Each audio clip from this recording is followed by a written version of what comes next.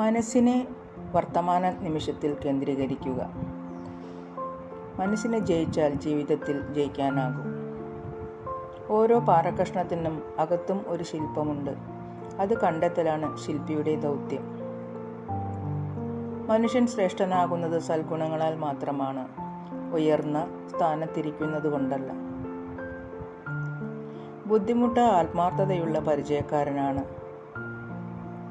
എങ്ങനെയെങ്കിലും അടുത്ത് എത്തിപ്പെടും.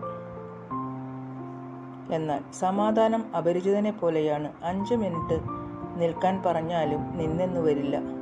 ഒന്നിനു മുന്നിലും പരാജയപ്പെട്ടിട്ടില്ല എന്നതിനേക്കാൾ എത്രയോ മനോഹരമാണ് ഒരു പരാജയത്തിലും തളർന്നിട്ടില്ല എന്നത്. ഒരു ചിത്രശലഭം അത് കടന്നു വന്ന വിരൂപങ്ങളായ ഘട്ടങ്ങളെക്കുറിച്ചോർത്ത് ഒരിക്കലും നാണിക്കാറില്ല. ആ ഘട്ടങ്ങൾ ഇന്ന് കാണുന്ന മനോഹരമായ ചിത്രശലഭത്തിൻ്റെ രൂപപരിണാമത്തിന് അനിവാര്യമായിരുന്നു. ഭൂതകാലത്തിൽ നിന്നും മനസ്സിനെ സ്വതന്ത്രനാക്കുക. ഒരുപാട് സ്നേഹത്തോടെ ഏവർക്കും ശുഭരാത്രി. Good night.